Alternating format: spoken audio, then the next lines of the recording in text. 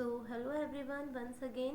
तो आज हम अपना मॉडर्न हिस्ट्री का नया चैप्टर शुरू करेंगे, जिसमें हम ब्रिटिश की पॉलिसीज़ के बारे में पढ़ेंगे। आपने देख लिया कि ब्रिटिशर्स ने सबसे फर्स्ट वाली यूनिट में आप लोगों ने क्या पढ़ा कि वो भारत में कैसे आए, कैसे कौन कौन सी कंपनी आई थी, किस किस तरीके से उन्होंने अपना सेटअप किया था।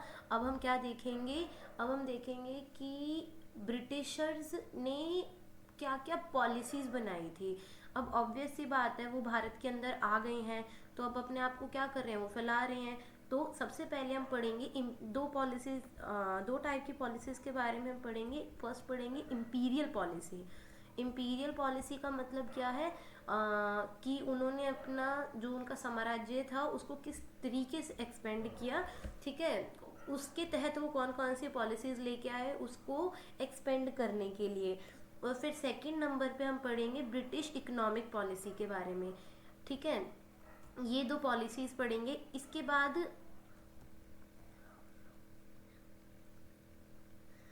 बाद आप लोग क्या देखोगे, और भी बहुत सारी पॉलिसीज़ लेके आए थे। जैसे ये आपकी एजुकेशन की पॉलिसीज़ लेके आए होंगे, ठीक है। उसके अलावा ये आपकी पॉलिसीज़ लेके आए थे इंडस्ट्रीज़ को सेटअप करने के लिए, ठीक है। तो और उसके बाद आपकी आएगी कि इन्होंने पुलिस वगैरह यहाँ पे सिविल सर्विसेज के एग्ज़ाम शुरू किए। तो ब्रिटिश एडमिनिस्ट्रेटिव पॉलिसीज़ लेके आएंगे। तो इस तरीके से प्रेस डेवलप करी। तो ये बहुत सारी पॉलिसीज़ हैं। जब ये आपका प्रेस लेके आए थे भारत में तो उसके तहत भी पॉलिसीज़ हैं। तो ये सब भी पढ़ना है। बट अभी हम इन दो पॉलिसीज़ के बारे में पढ़ेंगे इस क्लास में। और नेक्स्ट क्लास में हम जो हमारा बहुत इंपॉर्टेंट टॉपिक है 1857 एजुकेशन पॉलिसी प्रेस पॉलिसी, एक सब टॉपिक के अंदर आता है। जब हमारा ये जब हम बेसिकली ये मॉडर्न हिस्ट्री का एंड कर रहे होंगे, ये एजुकेशन प्रेस सबसे एंड में तब पढ़ेंगे। तो अभी मेन दो पॉलिसीज़ के बारे में हमें पढ़ना है, इम्पीरियल पॉलिसी और इकोनॉमिक पॉलिसी। तो शुरू करते हैं इम्पीरियल पॉलिसी के बारे में, ठीक है। इम्पीरियल पॉलिसीज़ ऑफ ब्रिटेन कि उन्होंने किस तरीके से अपने आप को एक्सपेंड किया था। इम्पीरियल पॉलिसीज़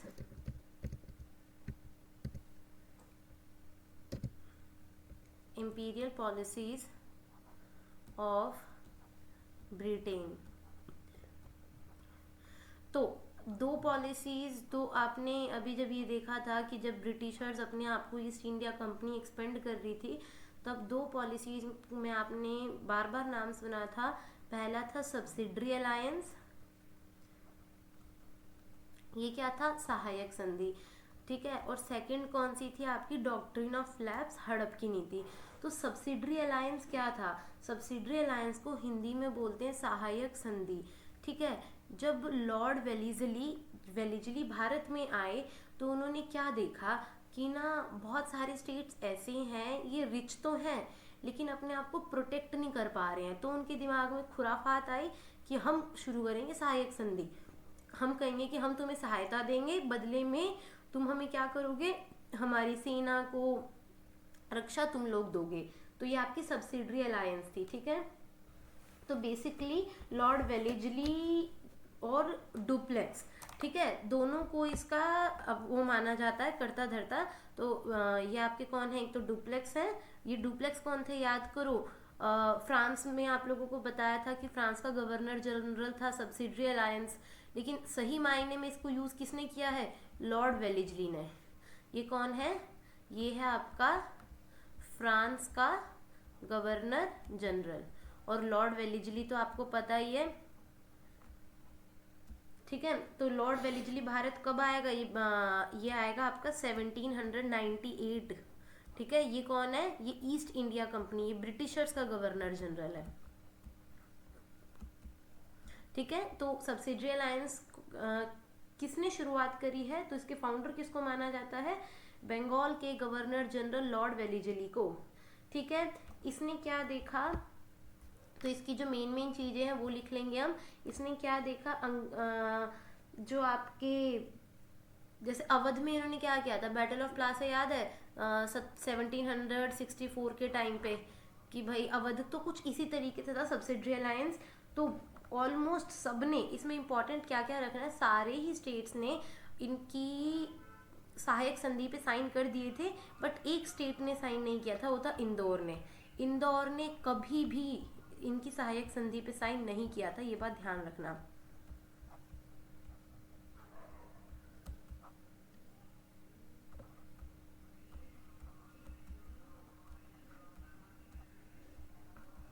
ठीक है, ये इम्पोर्टेंट है।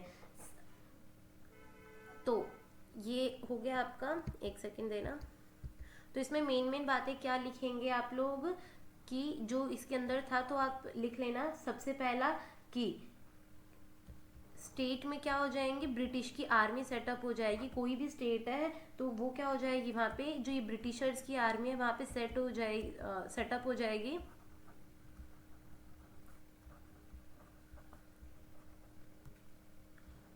और सारे एक्सपेंसेस उसके कौन देखेगा, उस आर्मी के, will be given by that state. Okay, और बदले में वो क्या करेंगे इनकी, and in return army will, and in return लिख लेना यहाँ पे आप, in return army will protect them. और उसके अलावा बहुत इम्पॉर्टेंट, अगर इन्होंने सहायक संधि पे साइन कर दिए तो कोई भी बाहर से, चाहे उनके अपने ही इंडिया की कोई दूसरी स्टेट से, वो हेल्प नहीं ले सकते। अगर अगर किसी और स्टेट से हेल्प लेनी है तो वो पहले किससे जाएंगे, किसके पास जाएंगे परमिशन लेने, ब्रिटिशर्स के पास, ईस्ट इंडिया कंपनी वालों के पास। तो कोई भी इसके अलावा फॉरेन पॉलिसी पर उनके राइट नहीं होंगे, मतलब और कोई उनकी हेल्प नहीं कर सकता। ठीक है,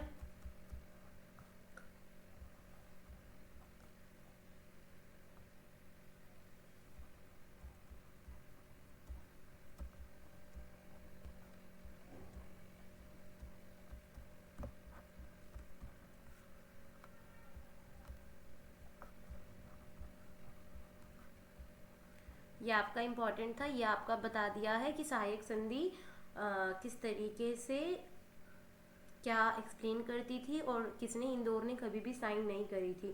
सबसे पहले हैदराबाद के निज़ाम ने क्या किए थे, सहायक संधि पे साइन करे थे।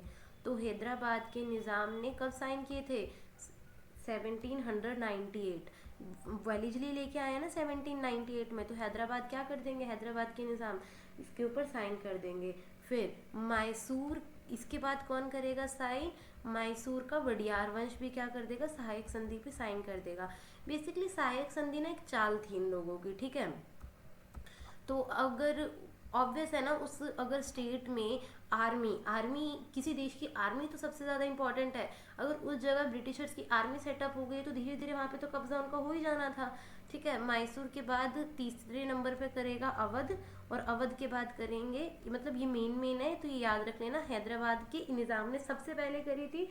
और इंदौर में किसी मतलब इंदौर के जो राजा थे, इन्होंने सहायक संधि पर साइन ही नहीं किया था। ठीक है, बहुत इंपॉर्टेंट है। अब सेकंड नंबर करेंगे doctrine of lapse.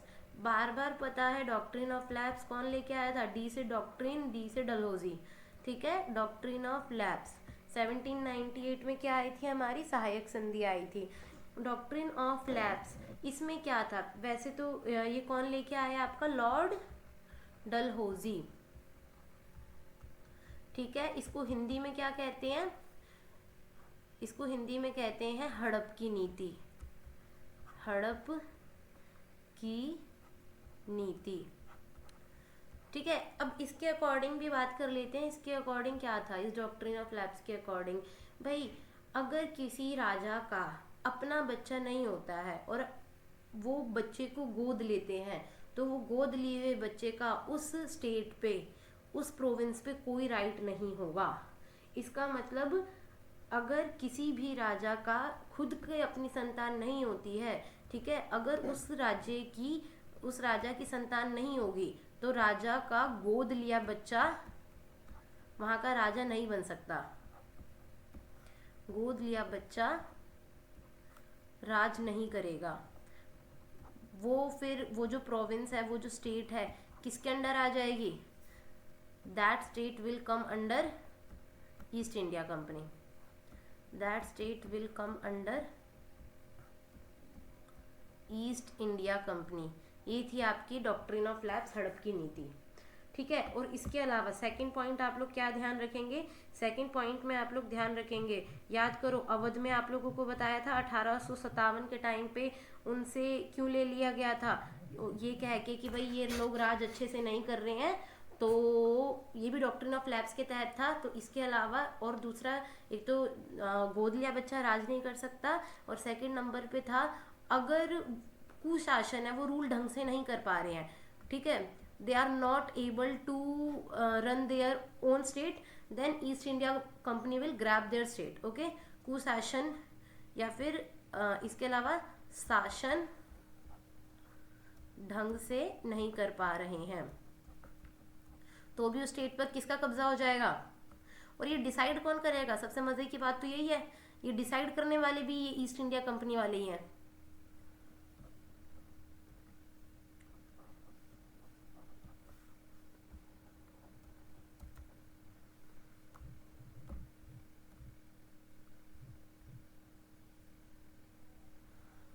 Then again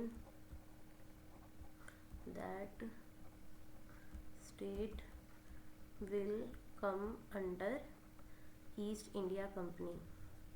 ठीक है, ये आपकी आई कब थी, 1798 में तो वो वालेजली लेके आया था, ये लॉर्ड डलहौजी लेके आया है आपका 1848 में। ठीक है, ये ईयर याद रख लेना, 1848 में।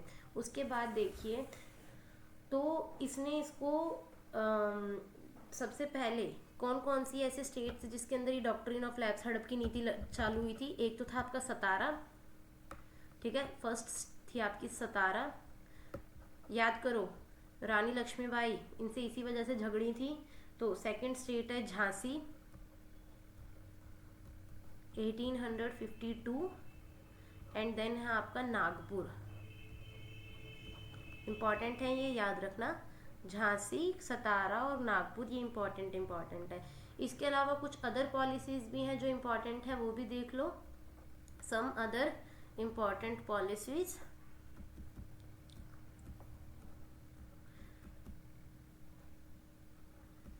Ring of fence policy. ठीक है, ये क्या है, ये लेके कौन आएंगे, ये वेरन हास्टिंग लेके आएंगे।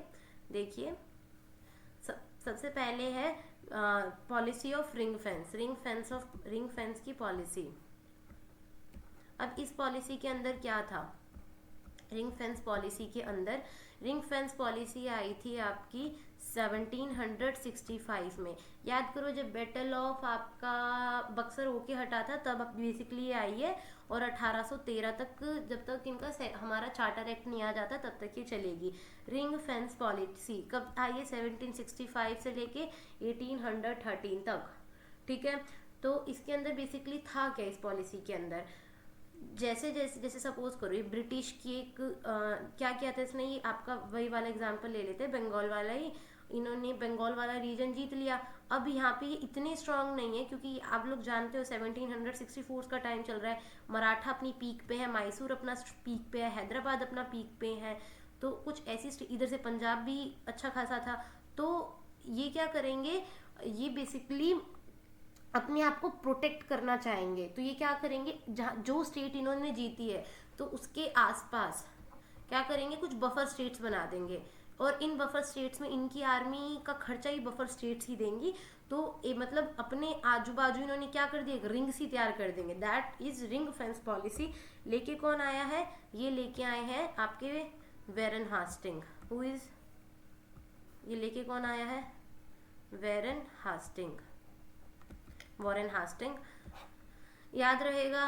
और इसमें था क्या, बफर स्टेट्स बनाना था, और बाकी जो अच्छी खासी पावर में थी, जैसे कौन थी पावर में, हैदराबाद थी, मैसूर था, मराठा था, इन स्टेट्स से अपने आप को प्रोटेक्ट करना by establishing Maratha buffer states. ये थी आपकी रिंग फेंस पॉलिसी। ठीक है, अब सेकंड नंबर पे देखेंगे, रिंग फेंस पॉलिसी हो गई। रिंग फेंस पॉलिसी के बाद आपकी सेकंड नंबर पे जो आएगी वो आएगी पॉलिसी ऑफ सब ऑर्डिनेट आइसोलेशन, पॉलिसी ऑफ सब ऑर्डिनेट आइसोलेशन। ये कब आएगी, जब 1813 में वो ख़त्म हो जाएगी, 1813 से लेके 1858 वही आपकी 1857 की क्रांति तक रहेगी ये वाली पॉलिसी। इसमें इसका मतलब क्या था भाई, 1813 सोच के देखो, 1813 वो पॉलिसी ऑफ रिंग फेंस, 1813 तक तो इनका पूरे ऑलमोस्ट भारत में कब्जा हो चुका है। अब इसमें क्या कहा गया है, अब जो जो ये स्टेट्स जीत चुके हैं इन सब का एक ना क्रम है, तो इजीली याद हो जाएंगी। इन्होंने ये कहा था सब ऑर्डिनेट आइसोलेशन के अंदर, भाई तुम ना हमारे साथ रह के, हम ये जो जितनी भी स्टेट्स हैं प्रिंसली स्टेट्स हैं, हमारे साथ रह के क्या करेंगे, हमारे साथ तुम्हें सब ऑर्डिनेट, तुम्हें हमारे साथ एकता संबंध बनाने होंगे, मतलब मैत्री संबंध बनाने होंगे, हमारे साथ रह के तुम्हें क्या करना पड़ेगा, बेसिकली काम करना पड़ेगा हमारे अंडर रह के। दैट इज पॉलिसी ऑफ सब ऑर्डिनेट आइसोलेशन। लेके आने वाले कौन है, नाम याद रखना, लॉर्ड डलहौजी और William Bentinck. Lord Dalhousie and William Bentinck, क्योंकि 1813 से 58 का टाइम है, तो यही थे आप लोगों के गवर्नर जनरल्स। फिर थर्ड नंबर पे आती है आपकी पॉलिसी ऑफ सब ऑर्डिनेट यूनियन। बस ये इसी का ही है, जो ऊपर वाली पॉलिसी ना आइसोलेशन वाली, क्योंकि 1857 की क्रांति से पहले कौन राज कर रहा था, आपकी ईस्ट इंडिया कंपनी। फिर इसके 1857 के बाद कौन, किसका रूल आ जाएगा, क्राउन का, यूनियन का। तो जो पहले ये स्टेट्स थे, प्रोविंसेस थे, किसके अंडर काम कर रहे थे, किसके साथ मिलजुल के काम करना है, ईस्ट इंडिया कंपनी के साथ। ये क्या कह देंगे इसमें, आपको किसके साथ मिलके काम करना है, हम क्राउन के साथ, ठीक है। 1858 से लेकर 1935, जब तक आपका GOI 1935 नहीं आता तब तक ये पॉलिसी चलेगी। मतलब ये इस तरीके से पॉलिसी चेंज होती जा रही है। यू कैन से कि जहाँ जब इन्हें जैसे फायदा मिलता था ये उस हिसाब से अपनी पॉलिसी को चेंज कर देते थे। तो ये बेसिकली क्या था, इनमें इनको किसके साथ सबऑर्डिनेट करना था, क्राउन के साथ, ठीक है। 1858 से लेके 1935 तक लेके कौन आएगा, क्राउन लेके आई है ये पॉलिसी, ठीक है। उसके बाद पॉलिसी ऑफ इक्वल फेडरेशन, ये पॉलिसी क्या है, ये आएगी जब आपका गवर्नमेंट ऑफ इंडिया एक्ट आएगा, इक्वल फेडरेशन। ये पॉलिसी किस में लिखी हुई है, ये आपकी लिख लो 1935 में आएगी, और जब तक हमारा भारत देश आज़ाद नहीं हो जाता तब तक यही पॉलिसी चलेगी। अब इसमें क्या था, पॉलिसी ऑफ इक्वल फेडरेशन में, इसमें ये था, ये लिखी किस में हुई थी, गवर्नमेंट ऑफ इंडिया एक्ट 1935 में। इसमें ध्यान से सुनो, इसमें पहला तो ये था 1935 का टाइम शुरू हो गया तो बहुत सारे नेशनल इंडियन मूवमेंट्स शुरू हो गए हैं, नेशनल इंडियन मूवमेंट शुरू हो गए हैं। तो इससे लाइक लोगों पे असर ना पड़े, तो उसमें यही लिखा हुआ था कि नेशनल इंडियन मूवमेंट्स का ना लोगों पे ज़्यादा असर ना पड़े, तो इस बात का खास ख्याल रखा जाए, ठीक है। यहाँ पे पूरा लिख देती हूँ मैं, नेशनल इंडियन मूवमेंट्स का विरोध कह सकते हो बेसिकली एक तरीके से, ये लिखा हुआ था। उसके बाद जो प्रिंसली स्टेट्स हैं, प्रिंसली स्टेट्स को ये सपोर्ट करती थी, प्रिंसली स्टेट्स को क्या करेंगे, सपोर्ट करो, ये पॉलिसी ये कहती थी, प्रिंसली स्टेट्स को क्या करो, सपोर्ट। तो हम क्या देखते हैं, जब ये गवर्नमेंट ऑफ इंडिया एक्ट 1935 आता है तो टोटल इसमें कितनी इलेक्शन होते हैं इसमें, तो कितनी सीट्स रखी जाती है, 375 सीट्स, तो और 375 सीट्स वैसे होती हैं, और 125 सीट्स किसको दी जाती हैं, प्रिंसली स्टेट्स को, ठीक है। किसके लिए, विधानसभा के लिए। और विधान परिषद के अंदर हम क्या देखेंगे, ये विधानसभा थी आपकी, विधान परिषद के अंदर हम क्या देखेंगे, 160 सीट थी, और प्रिंसली स्टेट्स कितनी थी, प्रिंसली स्टेट्स के लिए 104 सीट उसमें रिजर्व कर रखी थी। 375 में से 125 सीट्स यहाँ पे रिजर्व थी, 160 में से 104 सीट्स यहाँ पे रिजर्व थी। ये थी आपकी पॉलिसी ऑफ इक्वल फेडरेशन। बाद में लाइक इसके अंदर कुछ ऐसे इतनी अच्छी चीज़ें नहीं थी, तो इस पॉलिसी का बहुत विरोध करा जाता है। तो इस तरीके से उन्होंने अपना साम्राज्य, ये थी आपकी इम्पेरियलिज्म पॉलिसीज़, ठीक है। यहाँ पे हो गया। अब हम चलते हैं अपना नेक्स्ट पे, और नेक्स्ट हमें पढ़नी है इकोनॉमिक पॉलिसीज़। अगेन इम्पॉर्टेंट है, बहुत इम्पॉर्टेंट है, ये दोनों टॉपिक ही बहुत इम्पॉर्टेंट है आपके सब्जेक्ट पॉइंट ऑफ व्यू से। Economic and commercial policy, economic and commercial policy. भाई हम क्या देख रहे हैं, जो पहले ब्रिटिशर्स आए थे वो भारत किसके उससे आए थे, बस ट्रेड के उससे आए थे, लेकिन बाद में वो धीरे धीरे यहाँ के वो इंटरनल मैटर्स में भी बहुत दखल अंदाजी करने लगे। ठीक है, तो आरपी दत्ता के अकॉर्डिंग, आरपी दत्त इकोनॉमिक का मतलब बेसिकली पैसा कमाने के लिए, वहाँ पे अपना अपने आप अपना स्वराज्य फैलाने के लिए थे पहले वाली पॉलिसी। तो आरपी दत्ता के अकॉर्डिंग ये पार्ट इन्होंने तीन फेजेस में या तीन स्टेजेस में डिवाइड कर रखा है। पहला वाला स्टेज है मर्चेंटाइल फेज, ठीक है, मर्केंटाइल फेज 3 फेजेस में है। दूसरे वाला फेज है इंडस्ट्रियल फेज,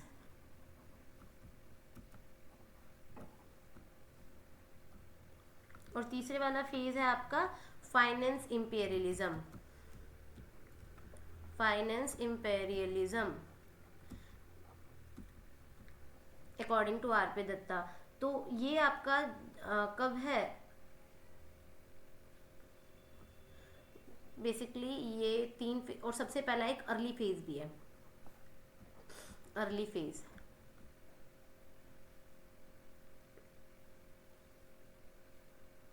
अर्ली फेज क्या है, जब वो 1600 में उनकी कंपनी एस्टेब्लिश हुई है, 1600 लेके 1757 तक, जब तक वो बैटल ऑफ बक्सर नहीं लड़ते।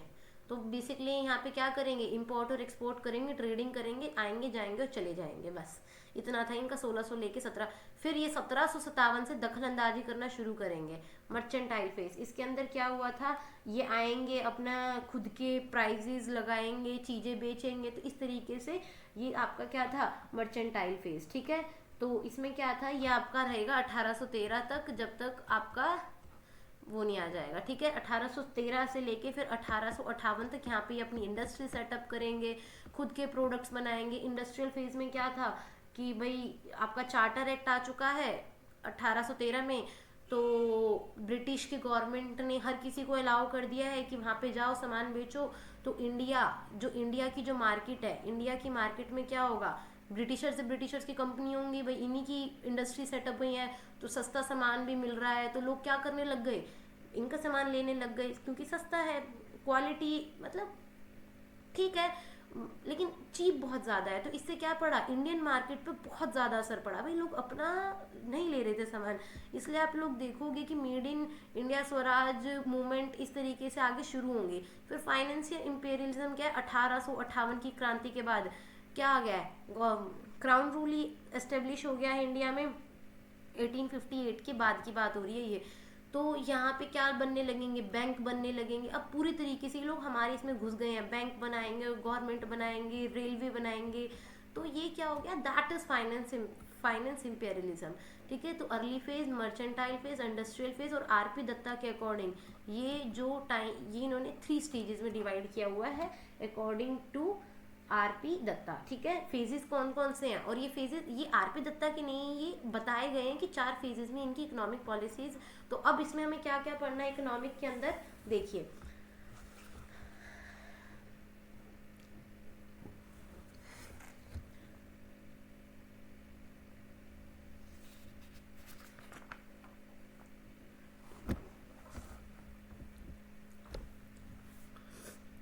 इतना समझ में आया, चलिए आगे बढ़ते हैं। हम क्या देख रहे हैं, तो यहीं पे एक बहुत इंपॉर्टेंट थ्योरी निकल के आती है, ड्रेन ऑफ वेल्थ थ्योरी या एक्सपल्जन ऑफ मनी। ये ड्रेन ऑफ वेल्थ थ्योरी क्या थी,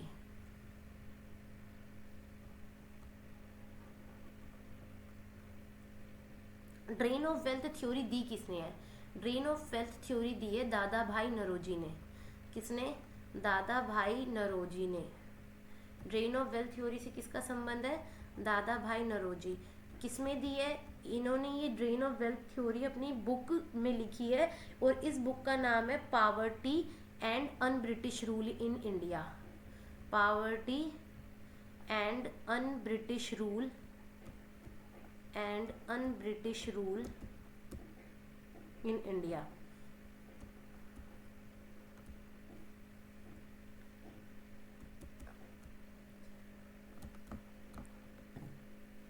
ठीक ठीक है, ये इसके अंदर जो दादा भाई नौरोजी की किताब है उसके अंदर लिखी हुई है।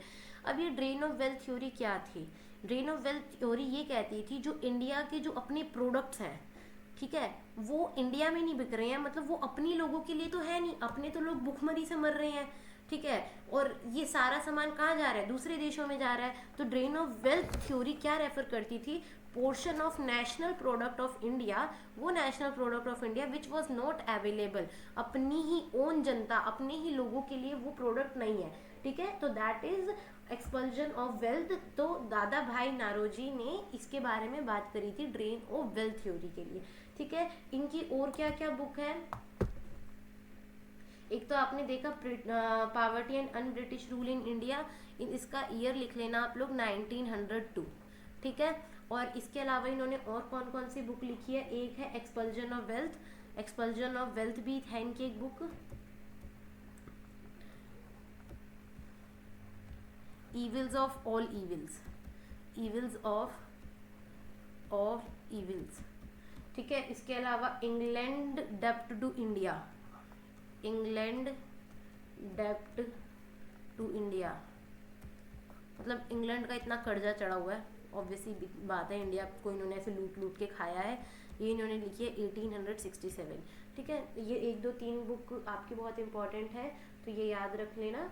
और इसके अलावा एक बुक और लिख लेना, on the commerce of India, on the commerce of India,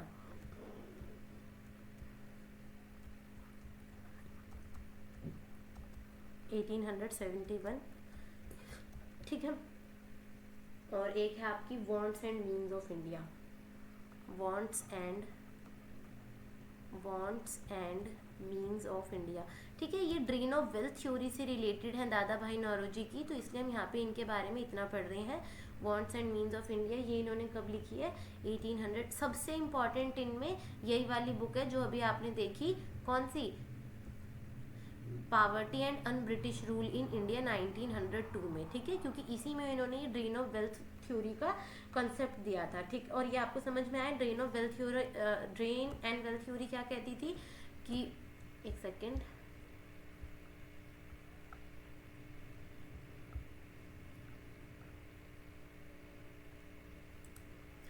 और दादा भाई नारोजी को क्या कहा गया? दादा भाई नारोजी को बोला गया है, just give me a second, ये कहाँ गायब हो गया?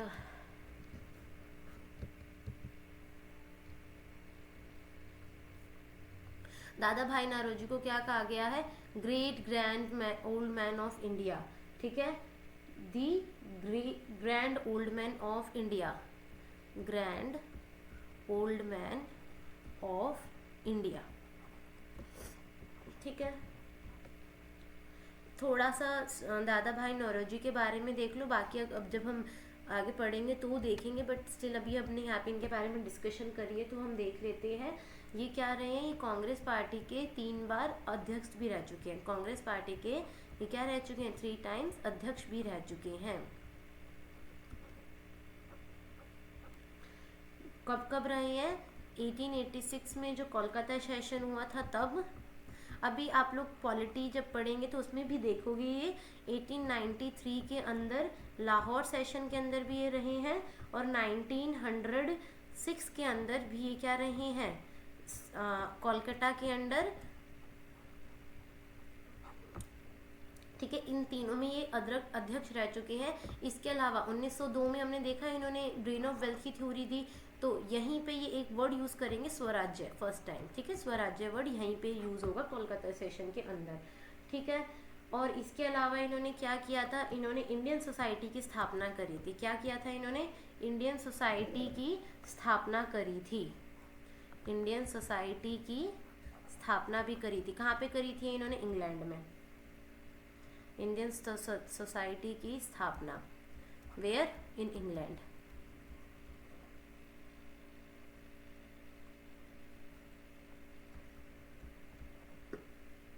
ठीक है। और ये कहाँ, कौन सी पार्टी से थे? ये लिबरल पार्टी से ये जीते थे, they win from liberal party.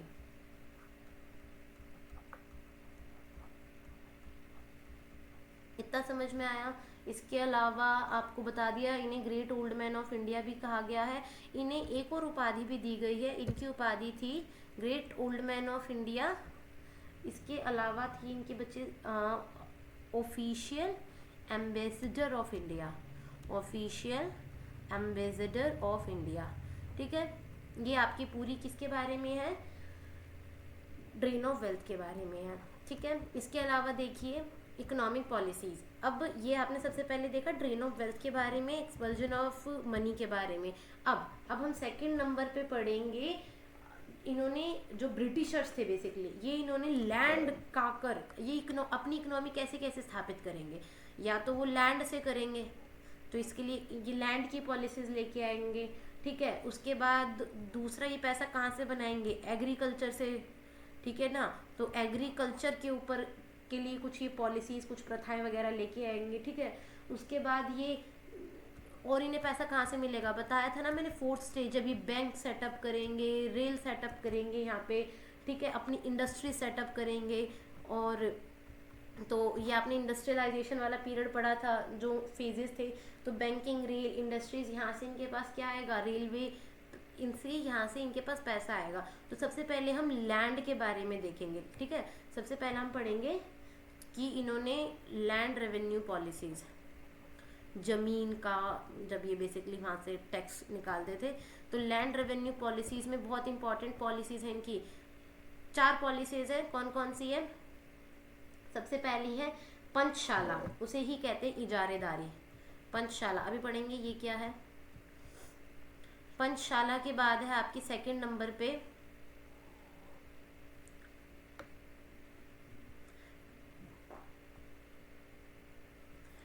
पंचशाला के बाद सेकंड नंबर पे आपकी परमानेंट सेटलमेंट, कौन सी है, परमानेंट सेटलमेंट। परमानेंट सेटलमेंट के बाद कौन सी है, रैयतवाड़ी। अब ये रैयतवाड़ी सिस्टम क्या है, अभी सारी देखेंगे, टेंशन नॉट। रैयतवाड़ी, और रैयतवाड़ी के बाद क्या है, मायालवाड़ी। ठीक है, महालवाड़ी, क्या है, मायालवाड़ी सिस्टम। अब इसके अंदर क्या है, अगर कोई आपसे पूछे कि ये जो पंचशाला है इसी को क्या कहते हैं, इजारेदारी भी कहते हैं, इजारेदारी। दिया किस किसने था, सबके ईयर्स लिख लेना, कौन कौन किसने कब कब क्या क्या दी है। जो आपकी ये आई थी 1770 में। ये कब आई है, 1793 में। ये आई है 1820 में, और ये आई है 1835 में। 1770 कौन है इस टाइम भारत में, वॉरेन हास्टिंग, तो वही लेके आएगा। 1770 के बाद कौन है भारत में, लॉर्ड कार्नवालिस 1793 में, तो ये यही लेके आएंगे।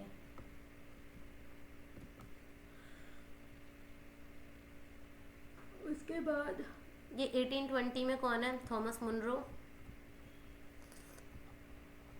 और 1835 में हॉल्ट मैकेंजी, हॉल्ट मैकेंजी या फिर मैकेंजी, स्पेलिंग देख लेना आप लोग एक बारी, Holt Mackenzie. Warren Hastings, Lord Cornwallis, Thomas Munro और हॉल्ट मैकेंजी, ये सब क्या लेके आएंगे, ये सारी प्रथाएं लेके आएंगे, ये सारी पॉलिसी लेके आएंगे। अब एक एक करके देखते हैं कौन सी पॉलिसी में क्या क्या बात कही गई थी।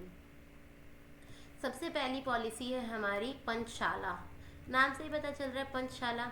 इसमें होता क्या था, इसमें बता देते हैं। ये बोली लगाते थे, जैसे कोई ज़मीन है, इस ज़मीन का पार्ट है, इस पे सब खेती करेंगे, तो ये क्या करेंगे, यहाँ पे बिडिंग करेंगे, और जो सबसे ज़्यादा हाईएस्ट बिडिंग करेगा, सबसे ज़्यादा बोली लगाएगा, उसको ये क्या दे देंगे, उस ज़मीन का कॉन्ट्रैक्ट दे देंगे। ठीक है, कहाँ पे थी ये, कौन से वाले रीजन में, 1770 का टाइम है, अभी वहीं पे इनका राज है, बंगाल बिहार वाले इलाके पे, तो वहीं पे थे ये बंगाल एंड बिहार वाला रीजन। पंचशाला नाम से पता चल रहा है कितने टाइम के लिए था ये, आपका 5 ईयर्स के लिए था। ओके, उसके बाद 1770 में ये मतलब बाद में जाके ना ये पंचशाला बहुत लंबा 5 ईयर्स के लिए बहुत लंबा था, तो ये आगे जाके 1 ईयर के लिए कर देंगे इसे, ठीक है। दैट इज पंचशाला। उसके बाद इनको ये था कि कौन 5 साल, कौन एक एक साल में न्यू करता जाए, तो इनको ये था कि कुछ ऐसा परमानेंट सा सेटलमेंट करते हैं कि कौन कौन बार बार न्यू पॉलिसी लेता आ जाएगा, तो ये था permanent settlement.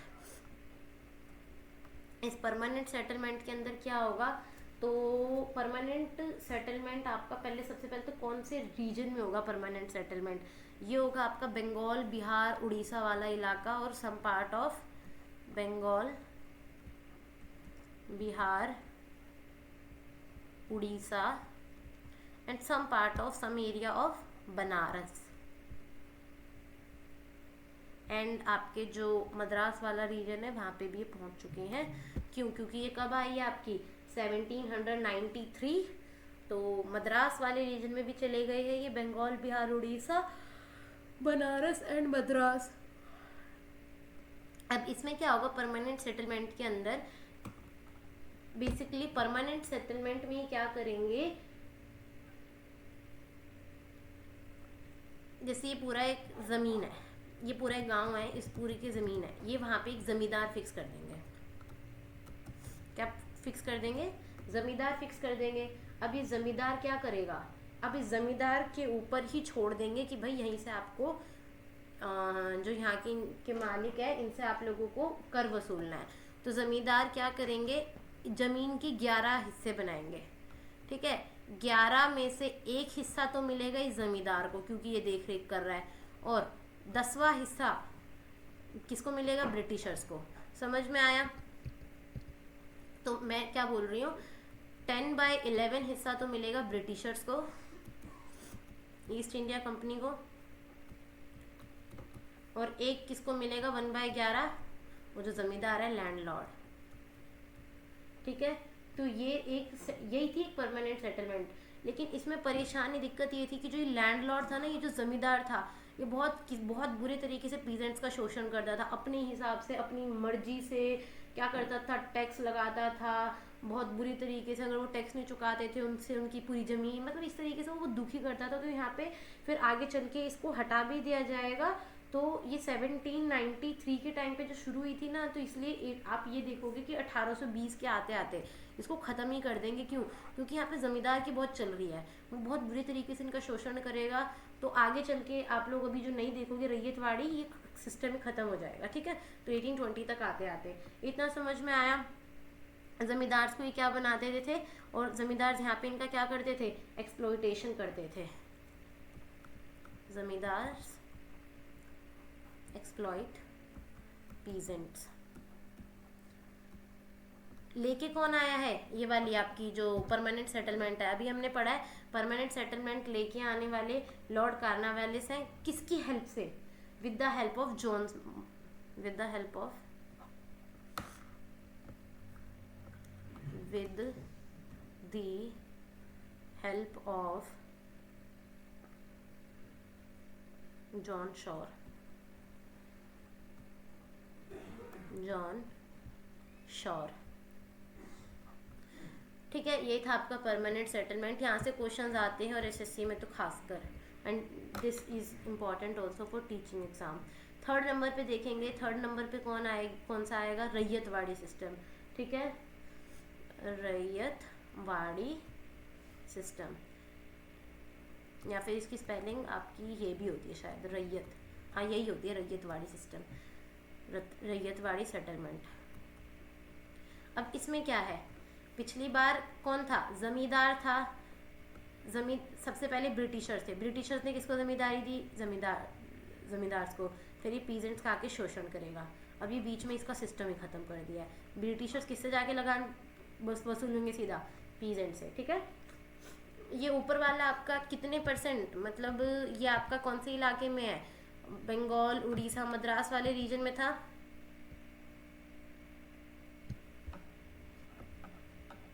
Just give me a second, ये पेज बहुत ऊपर चला गया है।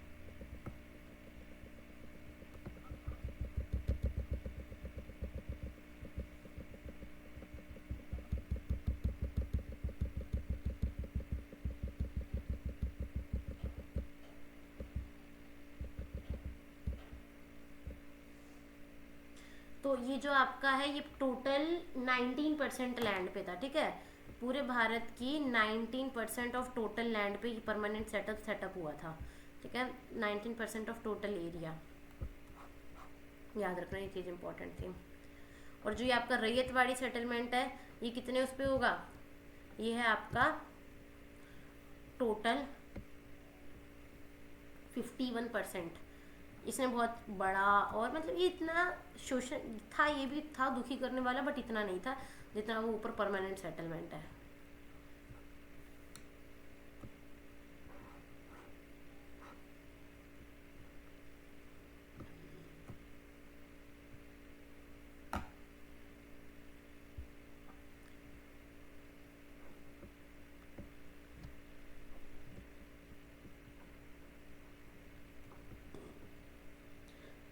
ठीक है, किस किस की हेल्प से ये आया था, इसके जन रैयतवाड़ी के टाइम पे कौन है, थॉमस मुनरो। इसको लेके आने वाले एक तो थॉमस मुनरो हैं और एक अलेक्जेंडर रील माने जाते हैं। मतलब ये किस किस रीजन में आया था, एक तो मद्रास वाले रीजन में आया था ये, Madras, Bombay and some parts of Assam also, Bombay and Assam also, हर जगह अपने अलग अलग आए थे। कौन कौन था इसको, मुनरो और चार्ल्स, ठीक है। थॉमस मुनरो ये जो आपका मद्रास वाला जो इलाका है ये इसको यहाँ पे लेके आया था, कौन, थॉमस मुनरो। और बॉम्बे वाले रीजन में कौन लेके आया था, बॉम्बे वाले रीजन में लेके आया था चार्ल्स रेड, चार्ल्स रीड, ठीक है। मद्रास में कौन था, मुनरो लेके आने वाला, और बॉम्बे में कौन था फाउंडर, चार्ल्स रीड। 51% पे टोटल था। तो इसमें क्या था कि सीधा किससे कनेक्ट करेंगे, वो गवर्नमेंट सीधा इनसे क्या करेगी, सीधा डायरेक्ट सेटलमेंट होगा। किस रैयत बेसिकली किसानों के लिए वर्ड यूज किया जाता है। डायरेक्ट सेटलमेंट होगा किस किस के बीच में, direct settlement between government and रैयत।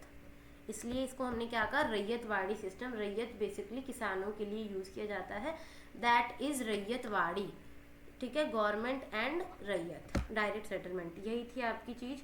और ये आपकी इसमें जो किसान था उसकी मतलब इतना शोषण नहीं होता था, इसलिए थोड़ा सा बेटर मानी जाती है उससे। रैयतवाड़ी के बाद था आपका महलवाड़ी। महल ना गांव को बोलते हैं महलवाड़ी। तो ये इसमें किसमें था, direct settlement between government and रैयत। वो जो आपका परमानेंट था वो किसके साथ था आपका, वो था आप लोगों का जमींदार के साथ। इसमें सेटलमेंट किसके साथ होगी, महलवाड़ी में इसमें सेटलमेंट होगी बिटवीन विलेज, ठीक है। महल का मतलब ही क्या है, विलेज। तो इसको देने वाले कौन है, 1822 में आया है, याद है ना, 1822 में आई है ये। और इसको लेके कौन आया है, हॉल्ट मैकेंजी, हॉल्ट मैकेंजी।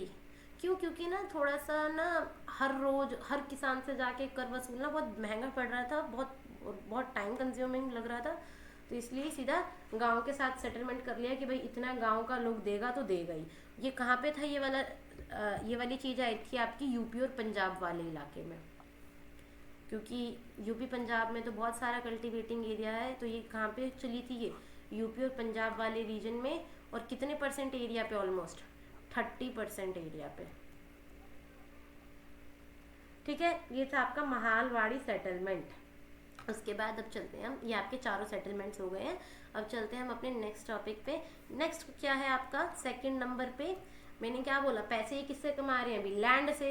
अब एग्रीकल्चर, ये जो उस लैंड पे जो क्रॉप उगी है उसको क्या करेंगे, कमर्शियलाइज करेंगे, मतलब अलग अलग जगह पे बेचेंगे।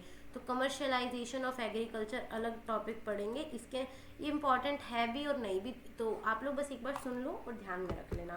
एग्रीकल्चर को अगर कमर्शियल पर्पस के लिए यूज करते हैं तो क्या हो जाता है वो, कमर्शियलाइजेशन ऑफ एग्रीकल्चर।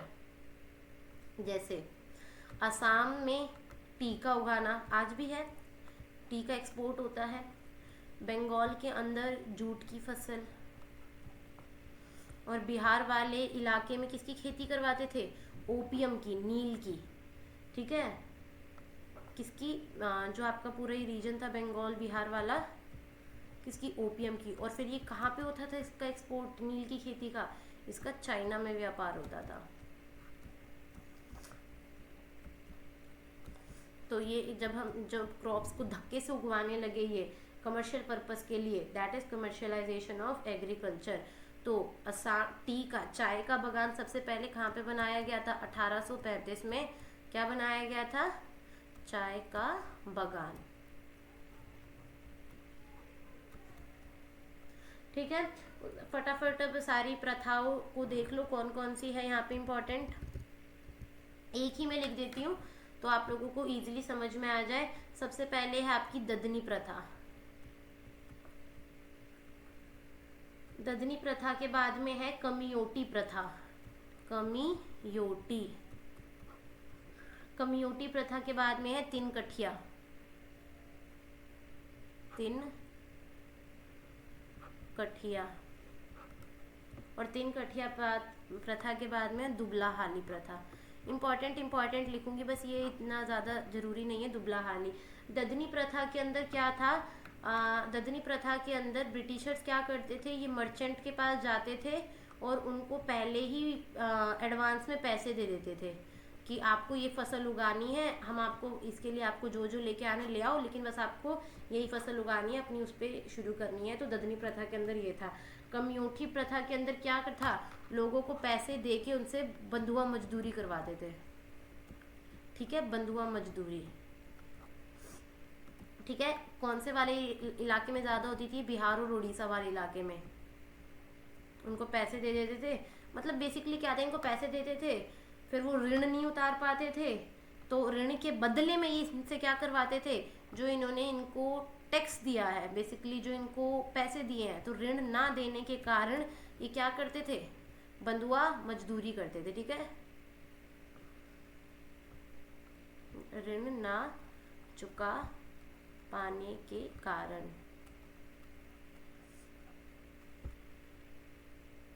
जैसे सपोज करो ना, यहाँ पे एडवांस पेमेंट दे दी, अगर बाय चांस फसल नहीं हुई तो क्या करेंगे, बंधुआ मजदूरी करवा देंगे। फिर तीन कठिया प्रथा क्या थी, तीन कठिया याद है, जो आप लोगों ने बचपन में भी पढ़ा होगा, चंपारण वाला, जो गांधी जी को लेके आता है चंपारण से। तो ठीक है, ये चंपारण बिहार वाले इलाके में है।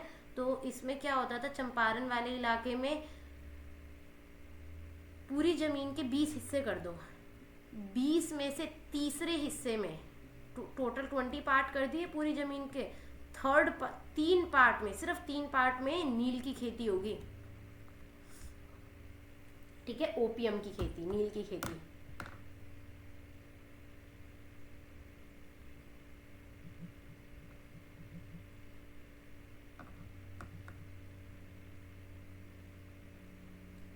इसकी ओपीएम, या तो नील या फिर ओपीएम की खेती। क्यों, क्योंकि इनसे इनको फायदा मिल रहा है ना, ओपीएम से, टी से, जूट से, तो यही तो है इनको लोगों को दुखी करने का तरीका। और दुबला हाली प्रथा में क्या होता था, दुबला हाली प्रथा, लोग क्या सोचते थे कि दुबला हाली प्रथा के अंदर भाई, जो जैसे सपोज करो ये एक बंदा है, ये इसकी लैंड है, लेकिन ये इसको अपनी लैंड ना समझता था, ये क्या सोचता था कि ये जो वहाँ के जमींदार है ये उनकी ही लैंड है। ठीक है, तो ये थी कहाँ पे ये दुबला हाली प्रथा फेमस, सूरत वाले रीजन में। ठीक है, तो वो क्या करते थे, अपनी ही जमीन को क्या सोचते थे कि उनके मालिकों की ही है वो। ठीक है, उनके मालिक, दैट इज दुबला हाली प्रथा।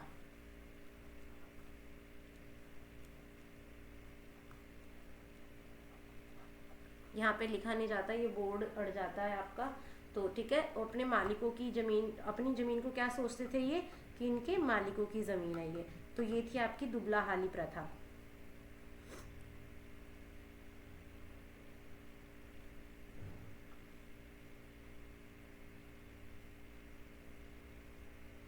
और आपको मैंने बता दी सूरत वाले रीजन में फेमस थी। इसमें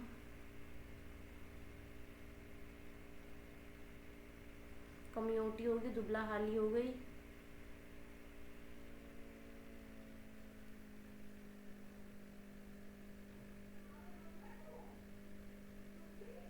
ठीक है, ये आपकी दुबला हाली हो गई। अब आपकी कमर्शलाइजेशन ऑफ एग्रीकल्चर भी पढ़ लिया। तो रीज़न क्या होता था कि क्या सोचते थे कि मालिकों की ज़मीन है, इन्होंने इनसे पैसे लिए होंगे और वो बदले में उसको पैसे नहीं चुका पाए होंगे, तो वो अपनी ज़मीन इनके नाम कर देते होंगे। तो इस तरीके से आपकी क्या थी, दुबला हाली प्रथा थी। वही बंधुआ मजदूर बन के रहते थे उनके रीजन में, ठीक है। तो अब इसमें मैंने क्या बताया था आपको, देखो दोबारा से एक बार ऊपर चलते हैं। हाँ,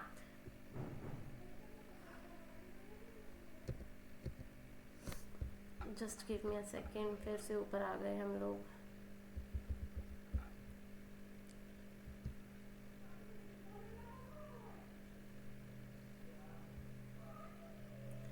चलिए देखिए,